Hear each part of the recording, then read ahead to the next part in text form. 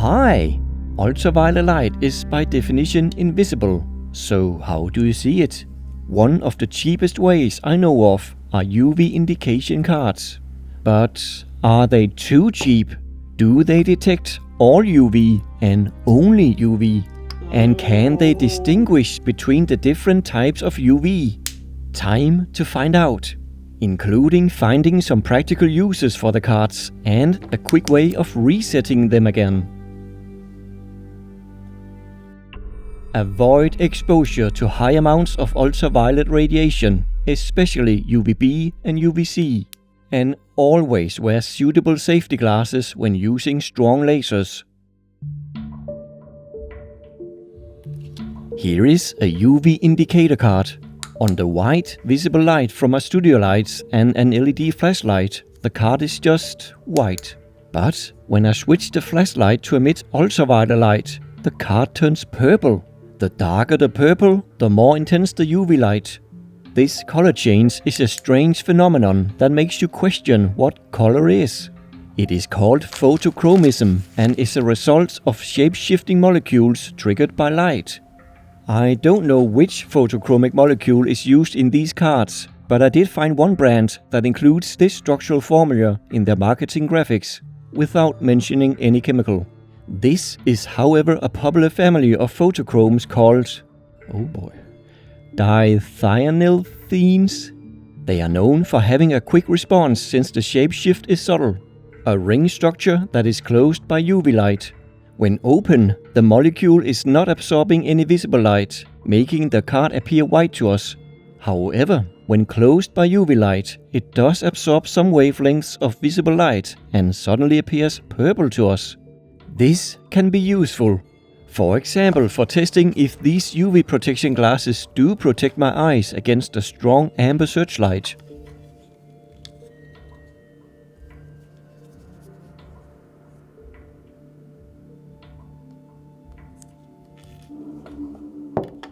Yep, they clearly limit the UV light. Great! How about this pair? In comparison, they don't look filtering at all with their transparent lenses. But the lens type should protect against UV, according to the manual. Let's test it.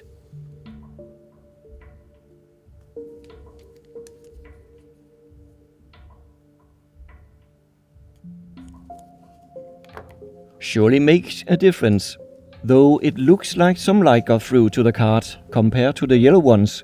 This test is so quick and easy that I decided to test this lid too.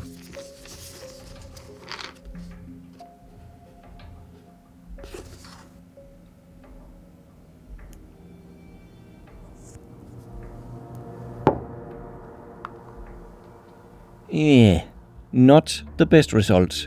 But the clear glasses and lid will let the visible violet from the LED pass. Maybe the card not only reacts to ultraviolet, but visible violet too. I tried the lid under a black light with much less visible violet light. Yes, it does filter pure UV. To find out for sure if the card reacts to visible violet, I will use a violet laser on it. This laser only emits deep violet, no UV at all. Will the card react to it? Whoops. No. Not the reaction I was looking for. I messed up the focus and burned the card. Luckily, the card still works, despite a pixel error reminding me of my failure. As you can tell, the card has a strong reaction to intense visible violet light too. Be aware of this possibility of false positive when looking for UV. It explains why the transparent glasses appear to protect less against UV. They are letting the visible violet light pass through, which triggers the card. Unlike the yellow glasses that filters not only ultraviolet, but violet and blue light too. Now let's test 3 different UV indicators with 6 different lights spanning from UVA to UVC. So we can get an idea of how they react to different sources. I'll conclude after the tests.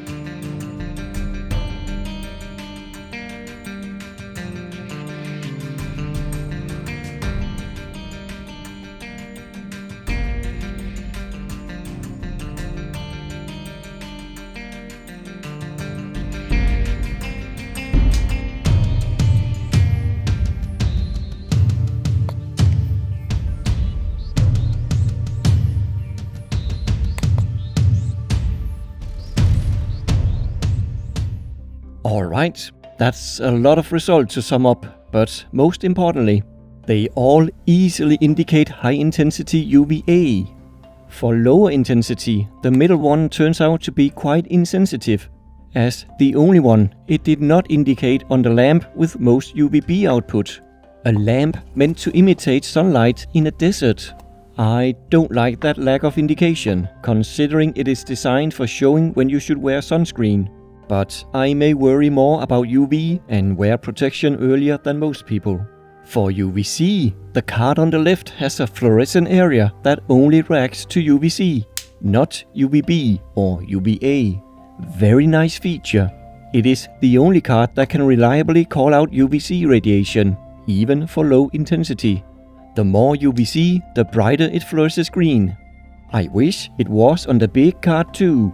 I do like the large detection area on the big card. A rising dream of mine is getting a UV laser, and the large area is handy for finding and aligning the beam, as long as it isn't focused. Comment if you noticed other details in the tests. After a short message, I will search for a quick way of reversing the UV-induced color change.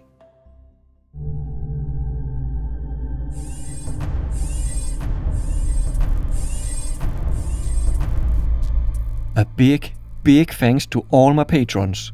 Thank you so much for helping out. It's really appreciated and important for a niche channel with monthly quality uploads like mine.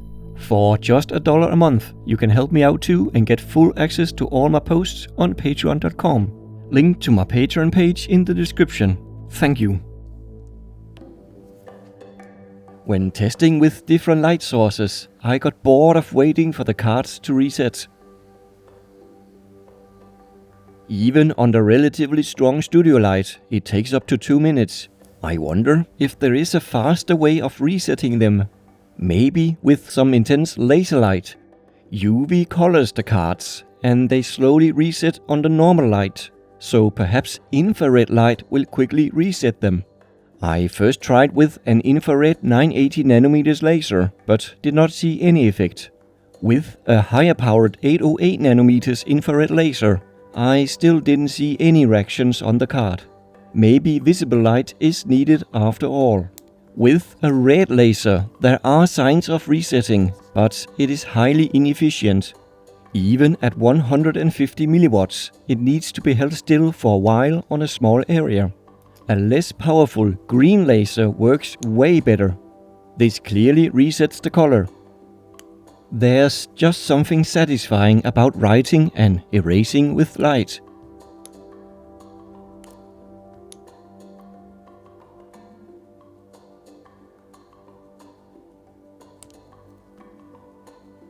A 488nm cyan blue laser also works really well.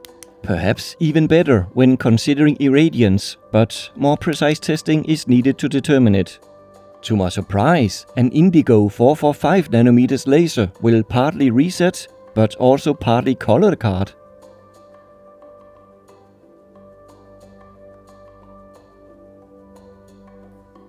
I guess the transition point for the pigment is close to 445nm.